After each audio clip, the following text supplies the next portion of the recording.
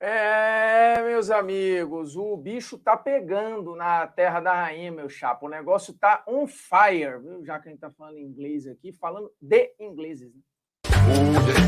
Nunca pensei em ser perfeito, mas vou correr pelo direito.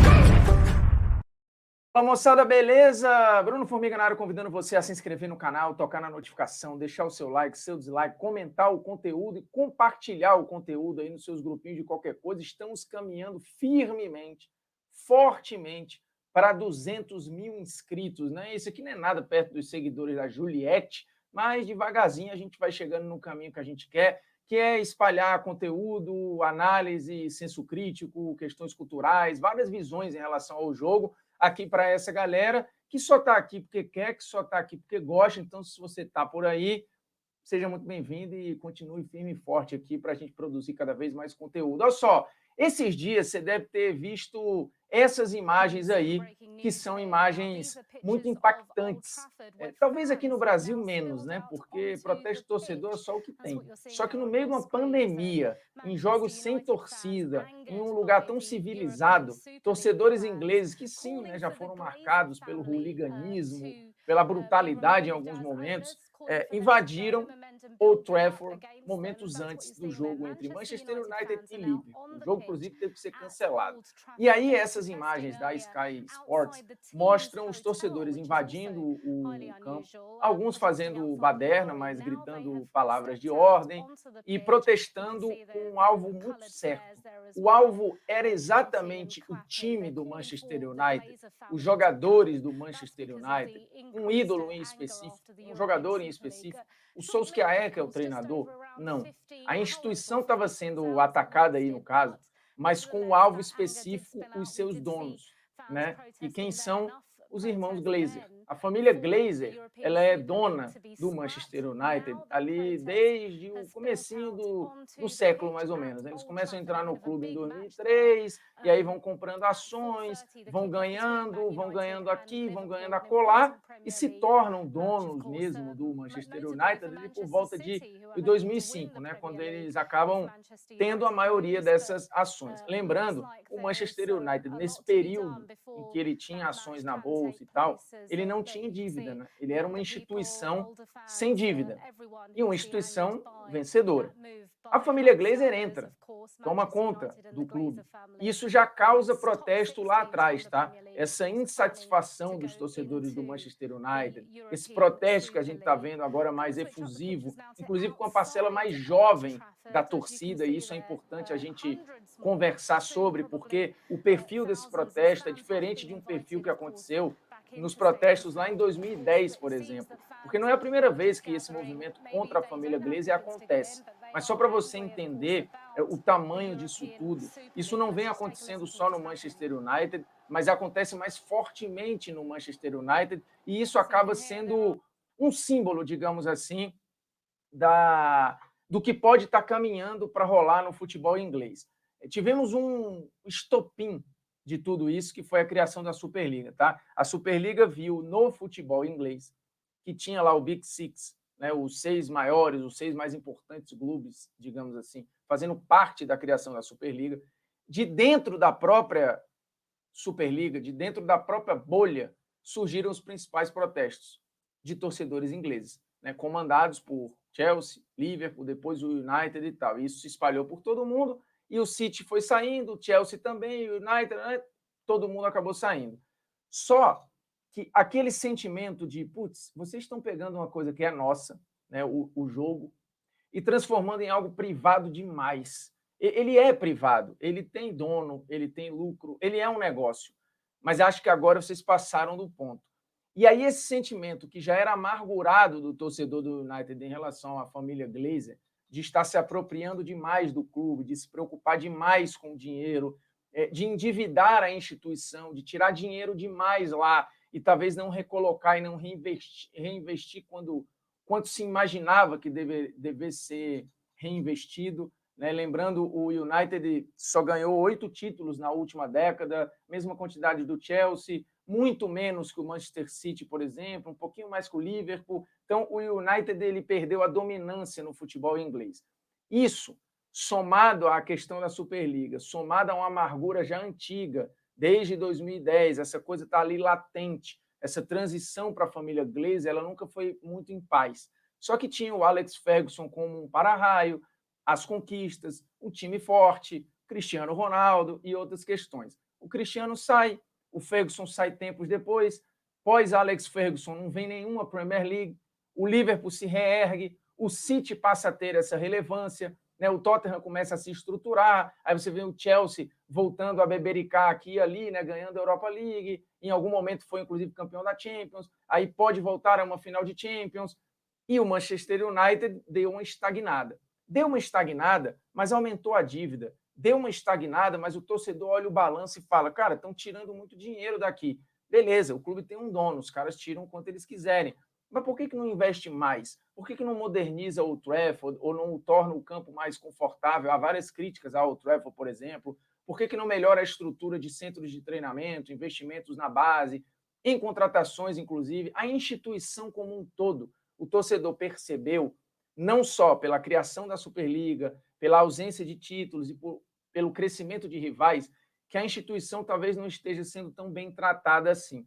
Com alguém que não tem muita ligação com aquilo, né? Uma família norte-americana que assumiu o clube no século XXI, deu resultados, é verdade, o United cansou de ser a franquia de futebol mais valiosa do planeta, mas isso em algum momento acabou ou estagnou. E quando estagnou, aquelas tensões elas voltaram à tona. Então, o ódio daqueles torcedores era contra esses dois caras aí, os irmãos Glazer, que depois da morte do pai, né, em 2014, do Malcolm Glazer, esses dois aí assumiram o comando do Manchester United. E a relação nunca foi em paz. São caras mais distantes da tradição, e aí é algo que o Tim Vickery, né, que é correspondente da BBC, já fez várias participações na ESPN, no Sport TV, no antigo Sport Interativo, inclusive, ele falou algo sobre os protestos dos torcedores em geral da Inglaterra em relação à Superliga Europeia, que faz muito sentido e tem muito a ver com esse ódio dos torcedores do Manchester United. Os donos, eles são donos, e são donos legítimos, né? Eles compraram o clube, ok, despejaram dinheiro lá, e isso é uma questão de direito, eles são donos dos clubes, ok. Mas, no fundo, eles são apenas guardiões de uma tradição, que é o jogo. E ainda mais o jogo na Inglaterra, né, onde ele nasceu. Ali é algo meio que quase que sagrado do ponto de vista dessa relação com torcedores, dessa relação de clubes que são mundiais, mas não devem ou não esquecem o seu local, que no fundo é o que pesa, né? É o time local, é o time da cidade, é o time para e com ingleses. E aí esses ingleses foram às ruas para protestar e falar, não, não, a gente está nessa bolha, mas a gente não quer estar, porque isso não é o espírito do jogo. E em vários momentos a gestão Glazer não representa o espírito do United para uma grande parcela de torcedores do United, que inclusive quando a compra foi feita, e nesse período de crise que a gente falou aí, que em 2010 já teve uma amostra do que poderia, torcedores criaram o FC United, que seria o United original. Não queremos estar ligados a esses caras, a gente vai voltar ao que a gente era, é uma instituição aí de quase 150 anos, então a gente vai criar um outro clube, um clube, inclusive, com as cores originais, né, o verde e o amarelo, com uma relação mais romântica com o que um dia o clube já foi. O clube está lá até hoje, disputa divisões menores, mete lá os seus 2.000 torcedores por jogo. Aqui a gente vê um cachecol que remete a isso. Nos protestos em Old Trafford, sempre o verde e amarelo estavam ali presentes, então tem essa relação. Só que esse perfil de torcedor é um torcedor mais jovem, né? Um torcedor mais novo, aí nem tanto. E aí esses caras carregando a bandeira dos 50+1. O que eles querem? Eles querem que o clube deixe de ter um dono? Nem tanto, mas eles querem um modelo parecido com o que tem na Alemanha. Como é que é na Alemanha? As empresas ou os donos não podem ter mais do que 49% das ações. E isso vale para todos os clubes. Eles não podem participar da liga se as empresas ou os donos tiverem mais de 49%. Os 51% que restam ficam nas mãos de sócios, de torcedores, de uma coisa mais institucional, né? De uma coisa mais estatutária, digamos assim. Então, o clube nunca foge do controle totalmente do que ele já foi um dia.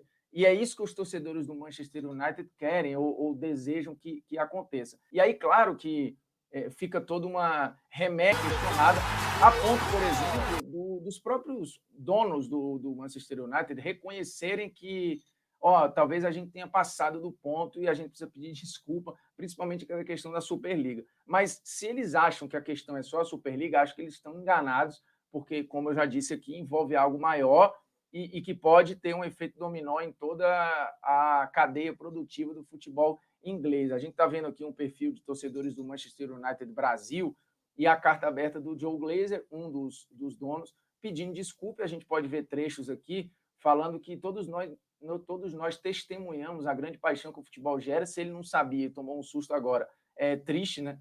Aí a profunda lealdade que nossos torcedores têm por este grande clube. Você deixou bem claro sua oposição sobre a Superliga Europeia e nós ouvimos. Mais ou menos, né? Foi quase que obrigado. Erramos e queremos mostrar que podemos corrigir as coisas. Não sei se vão ter tempo para isso. Embora as feridas estejam abertas e a invasão do campo está lá para mostrar isso claramente, eu entendo que levará tempo para cicatrizarem. Estou pessoalmente comprometido em reconstruir a confiança com nossos torcedores e aprender com a mensagem que você entregou com tal convicção.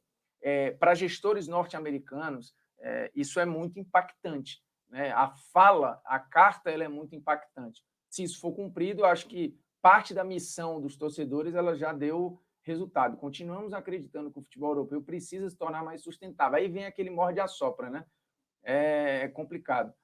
Continuamos acreditando que o futebol europeu precisa se tornar mais sustentável e toda a pirâmide a longo prazo. No entanto, aceitamos plenamente que a Superliga não era a maneira certa de fazer isso. Só que, de novo, ele está batendo na tecla como se o problema fosse só a Superliga, claramente não é, e os torcedores do United já falaram do balanço do clube, de quanta grana tem saído e como não está sendo, já que ele usou o termo, sustentável a gestão Glazer no Manchester United. São quase 500 milhões de libras em dívida para uma instituição que não tinha nenhuma dívida antes de sair, né, do mercado de ações para as mãos de um dono.